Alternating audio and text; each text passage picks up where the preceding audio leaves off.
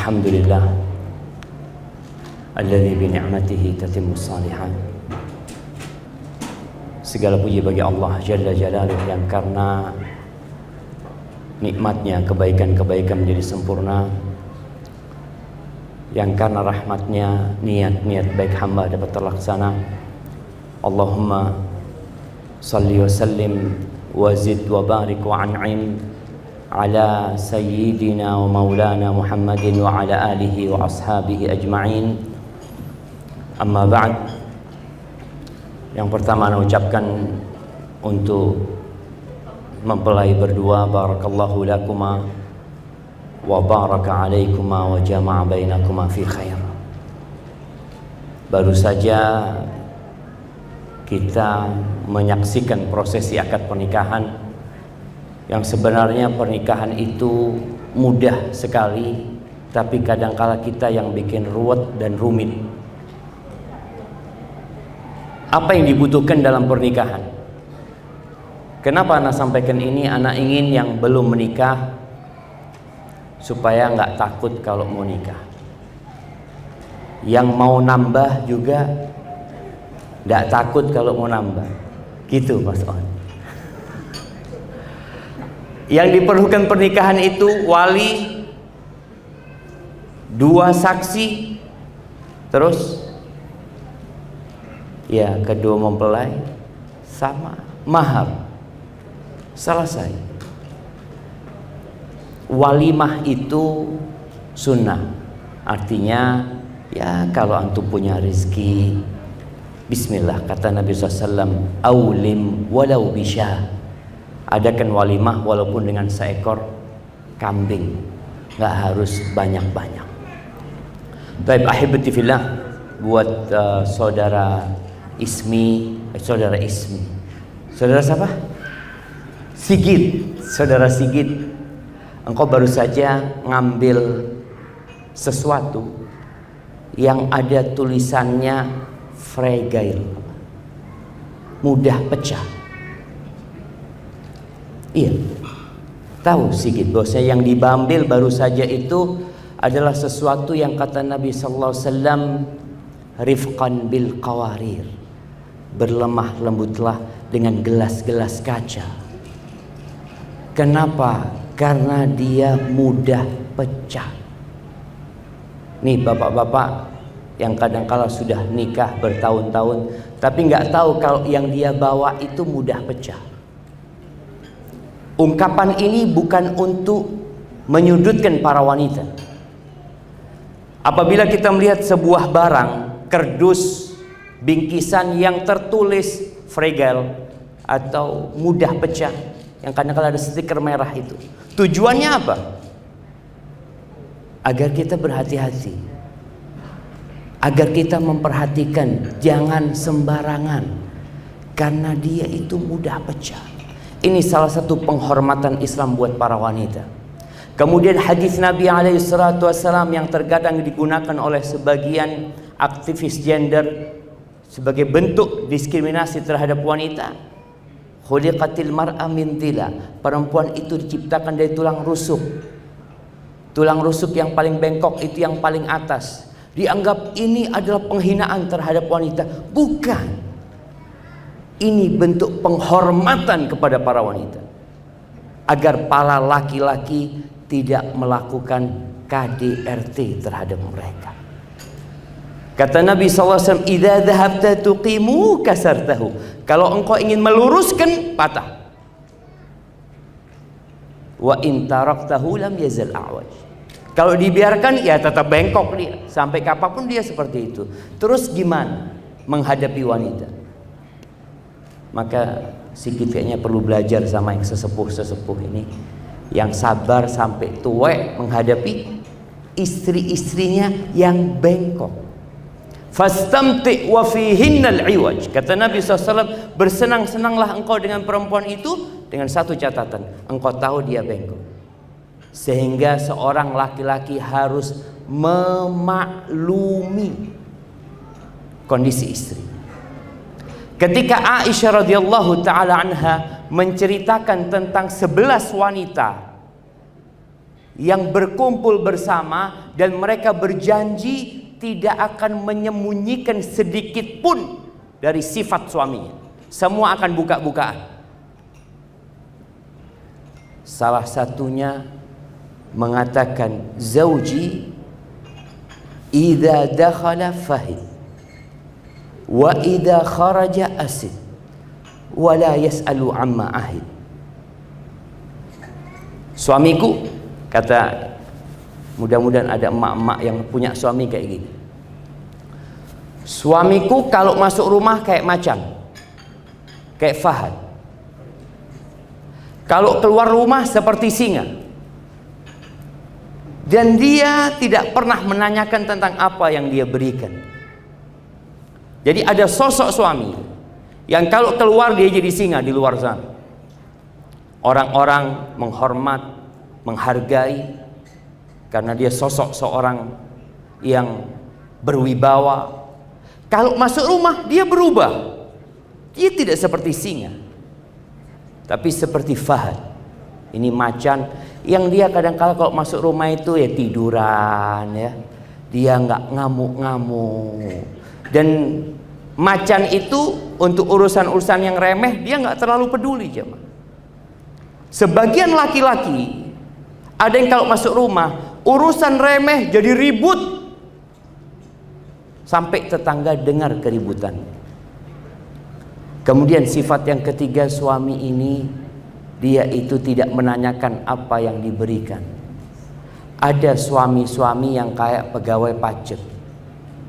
Kalau ngasih sama istrinya, fulus yang kemarin kemana? Oh, beli ini bang. Terus beli sayur. Kayak kalau tiap hari belanja itu harus laporan sama suaminya. Iki loh mas. Ada suami yang model seperti itu. Maka mudah-mudahan Sigit tidak seperti itu. Jamaah rahimakumullah. Rasulullah sallallahu alaihi wasallam mengatakan, khairukum khairukum li ahli wa ana khairukum li ahli. Orang yang terbaik di antara kalian adalah yang paling baik sama keluarganya, yang paling baik sama istrinya, dan aku adalah orang yang terbaik kepada istriku, kepada keluargaku.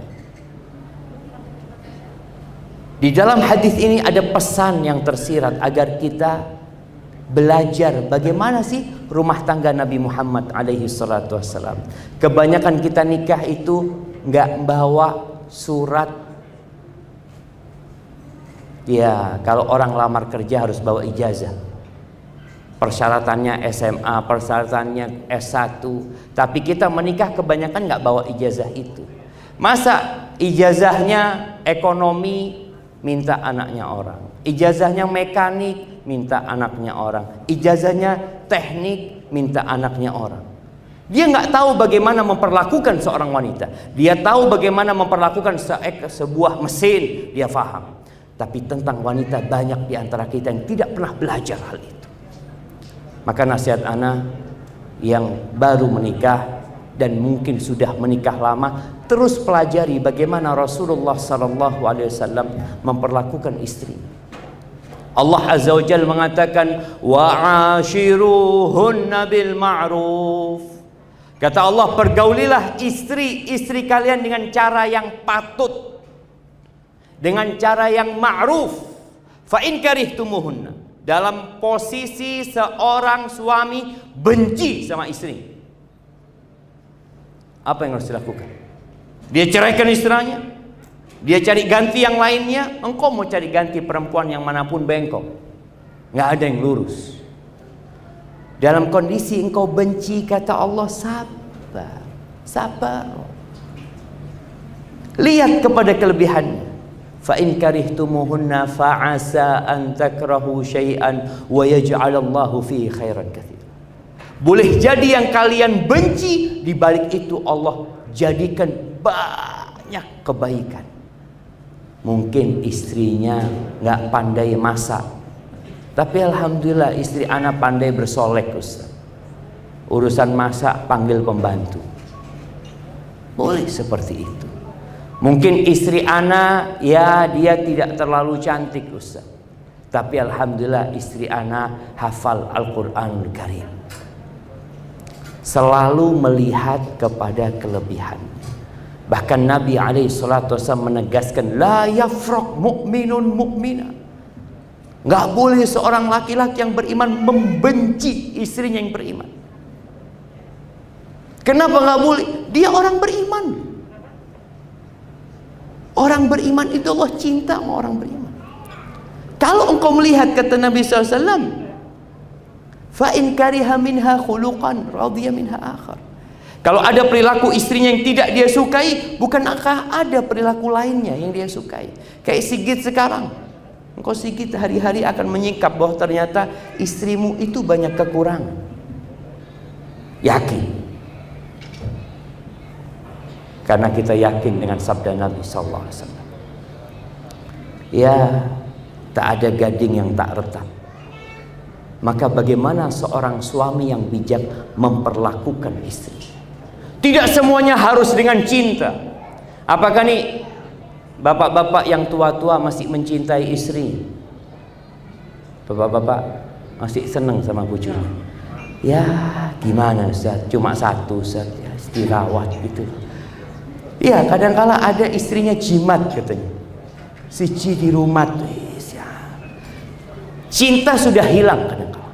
Makanya ketika Allah berfirman wa ja'ala bainakum mawaddatan wa rahmah, sebagian ahli tafsir mengatakan mawaddah itu buat yang gadis, mawaddah itu buat yang masih muda-muda, wa rahmah lil ajuz, rahmat itu yang sudah tua-tua. Ya kesian loh Ustaz, anak wis akeh mosok ditinggal ya. Kadangkala yang tersisa itu sayang, tapi itulah yang menjadi perekat rumah tangga. Jadi nggak harus ada cinta. Jangan berpikir, loh Ustaz, gimana saya menikahi seorang wanita yang saya belum cinta? Boleh jadi nanti Allah tumbuhkan cinta di jalan. Dan boleh jadi engkau mencintai seorang wanita, tatkala menikah, engkau jadi benci sama dia. Tatkala engkau tahu siapa dia yang sebenarnya. Tatkala ada seorang di kota Madinah yang namanya Ibn Abi Abza. Orang ini terkenal. Perempuan yang nikah sama dia biasanya khulu, gugat cerai. Sampai nama laki-laki ini jelek di kota Madinah. Dia ingin membersihkan namanya. Dia ingin mengatakan yang salah itu bukan aku loh. Orang itu menganggap aku ini kelakuannya buruk. Yang salah tuh istriku. Akhirnya dia bawa salah seorang ke rumah untuk menjadi saksi. Masuklah Ibn Abi Abza ke rumahnya, menjumpai istrinya dengan ada saksi satu laki-laki di situ. Dia mengatakan, nasyadtuki billah atuhibbina. Aku bersumpah dengan nama Allah, minta engkau cinta nggak sama aku? Kata istrinya, udah nggak usah ngomong masalah itulah, nggak ngomong yang lain. Enggak. Ibn Abi Abza ini menuntut istrinya untuk terus terang. Karena disuruh terus terang, kata istrinya, enggak, aku enggak cinta sama engkau. Akhirnya sang suami berangkat kepada Umar bin Khattab radhiyallahu ta'ala anhu, membawa saksinya. Nih, ya Amirul Mukminin, masalahnya itu di perempuan ini. Dipanggillah istrinya. Setelah dipanggil, berjumpa dengan Umar bin Khattab, Umar mengatakan, apakah engkau yang terus terang mengatakan enggak suka sama istrimu? Ya Amirul Mukminin, innahu nasyadani billah. Ya Amirul Mukminin, dia itu minta dengan nama Allah gitu loh. Apakah boleh aku bohong? Boleh nggak jamaah? Boleh nggak? Kata Umar, ikdzibi, bohong nggak apa-apa. Karena ada 3 bohong yang diperbolehkan. Yang pertama bohong ketika dalam peperangan, bohong yang kedua ketika memperbaiki 2 orang yang bertikai, yang ketiga hadithur rajul ma'a zawjati, hadithul mar'a ma'a zawjiha, obrolan antara suami istri tentang cinta dan sayang ini. Kadang kala suami mengatakan, Masya Allah, Dik, engkau seperti rembulan, Dik. Tapi maksudnya dia rembulan kalau gerhana. Cuma dia tidak apa-apa seperti rembulan. Kadang-kala seorang suami mengatakan, nggak ada perempuan di muka bumi ini yang namanya terukir di hatiku kecuali engkau. Padahal suami sedang mikir mau kawin lagi. Dia sudah bohong. Tapi itu boleh. Istri pun mengatakan, "Bang, ya Allah, dari tadi aku tunggu kedatanganmu, Bang." Padahal dia sumpek lihat dalam bocor teko. Tapi untuk membuat suasana jadi indah, Umar mengatakan, "Niki bong. Fa inna aqallal buyut allati tubna 'alal hub." Sedikit rumah tangga yang dibangun di atas cinta. Sedikit. Terus bagaimana orang bisa menjaga rumah tangganya sampai mati? Apakah karena ada cinta? Fa innan nas yata'amaluna bil ihsan. Bil islami wal ihsan atau bil islami wal ahsan. Orang itu bergaul karena dasar Islam. Dia memuliakan istrinya, memuliakan keluarganya, karena diperintahkan dalam agama untuk memuliakan wanita. Wanita diperintahkan untuk memuliakan suaminya.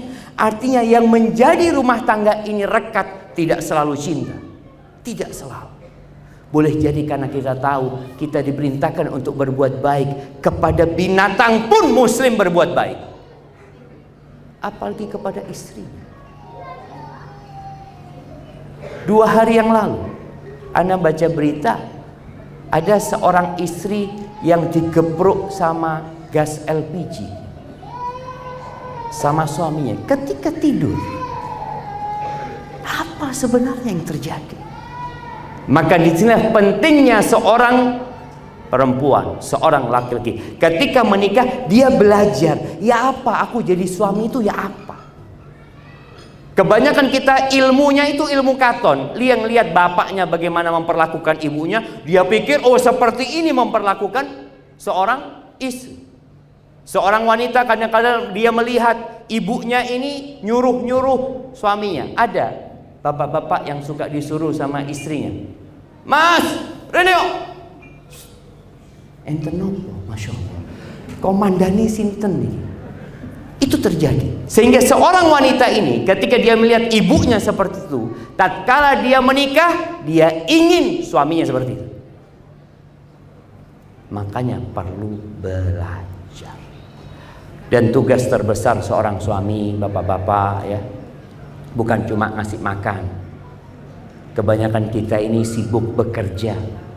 Dia berpikir, anak harus memberikan nafkah kepada istriku, harus menyenangkan anak-anakku. Iya, sampai surga. Bukan cuma di sini.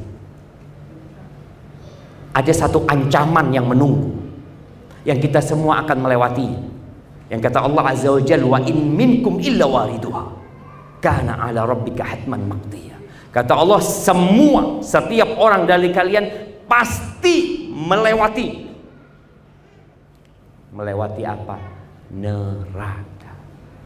Semua, tanpa terkecuali. Para nabi pun lewat neraka.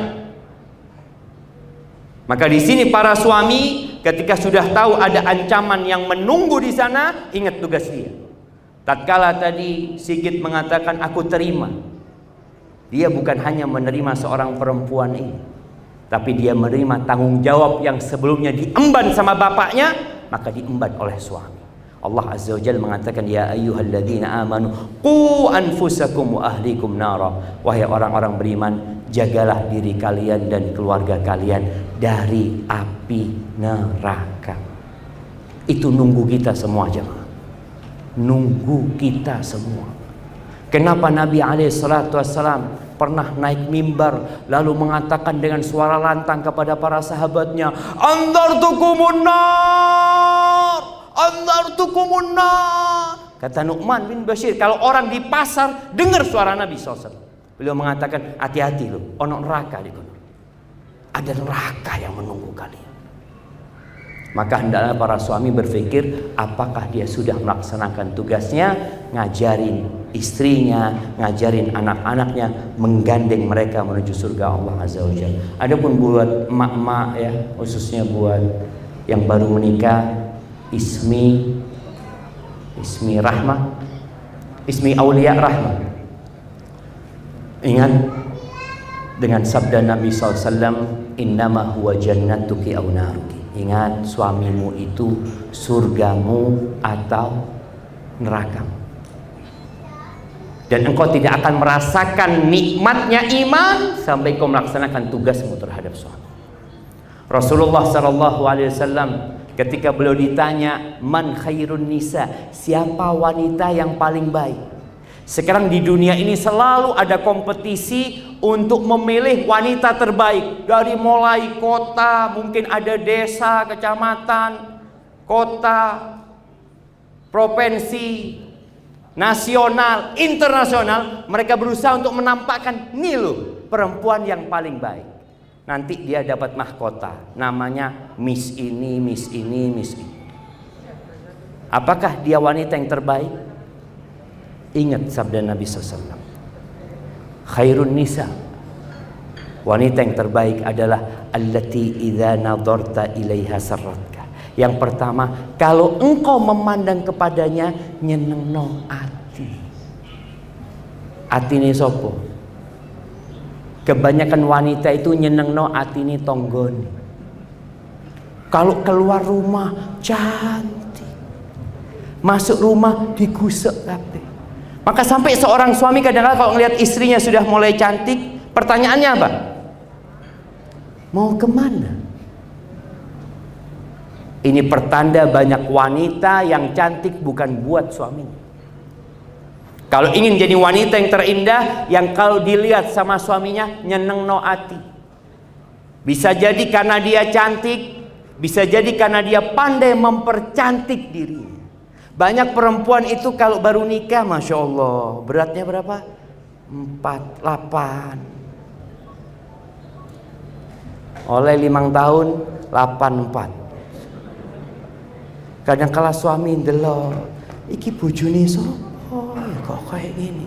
Ternyata istrinya dia udah berubah. Karena merasa dia sudah punya suami, merasa sudah punya anak, dia tidak lagi peduli dengan diri. Dia tidak lagi peduli dengan kecantikan. Bagaimana Aisyah radhiyallahu taala anha terus berusaha untuk mempercantik dirinya di hadapan Nabi sallallahu alaihi wasallam. Bahkan Aisyah itu pinjem perhiasan. Dia nggak punya perhiasan. Dia pinjam sama Asma karena ingin dia ya tampak cantik di hadapan Nabi SAW. Itu wanita yang terindah. Cantik perilakunya, cantik akhlaknya. Kalau suami datang kerja, jangan ditanya dari mana, tapi ditanya apa ibu-ibu? Mau apa? Mau yang panas, mau yang dingin. Ada suami yang kalau masuk rumah sumpek. Mari ini takoni meneng, tekondi. Padahal dia tahu tiap hari pulang kerja. Banyak suami yang lebih suka ke warung karena kalau ke warung ditanya mau apa? Ada warung yang tanya, dari mana bapak? Tidak ada. Yang tanya mau apa? Maka pertanyaan ini yang akan mempercantik istrinya, yang akan membuat suami betah di rumah. Yang kedua, wa idza amartaha ata'atka. Kalau disuruh taat. Nah, lebih wajib taat sama suami apa sama orang tua? Ibu-ibu, lebih wajib taat sama suami. Orang tua mungkin mengatakan, karena banyak orang tua yang menyekolahkan anaknya sampai tinggi. Ketika anaknya sekolah sampai tinggi, orang tua berpikir, saya loh sing biayai sekolah ini. Ojo sampai resign, ojo sampai metu kerja. Ketika sang ayah menyerahkan perempuan ini kepada laki-laki tersebut, laki-laki itu full memiliki perempuan tersebut. Kalau sang suami mengatakan besok resign, loh kata ayah nggak boleh. Surgamu sopo? Orang tua jangan intervensi di rumah tangga anaknya. Loh Ustaz, aneh membiayain dia, engkau dapat pahala dari semua yang kau keluarkan. Nih bedanya anak laki sama anak perempuan. Kalau bapak-bapak punya anak perempuan, ibu-ibu punya anak perempuan yang dididik, dibesarkan, dirawat, dikawinkan, kunna hijaban lahu minan nar. Anak-anak itu bisa menyelamatkan orang tua dari api neraka. Anak perempuan, anak laki enggak. Kenapa? Karena orang tua kalau punya anak perempuan, ya dibawa sama lakinya. Seakan-akan dia, ya Allah Ustaz, kok kayaknya anak, ya apa ya, kerja itu udah oleh apa-apa. Anaknya digowo. Engkau dapat sesuatu yang lebih indah dari semuanya, diselamatkan dari api neraka. Anak-anak itu jadi tameng yang menyelamatkan orang tua dari api neraka. Maka taat dan patuh sama suami. Yang ketiga, kalau suaminya sedang tidak di rumah, wanita yang terbaik itu tidak keluyuran. Dia itu menjaga kehormatan dirinya, menjaga harta suaminya. Ada perempuan-perempuan kalau suaminya keluar, dia melok keluar.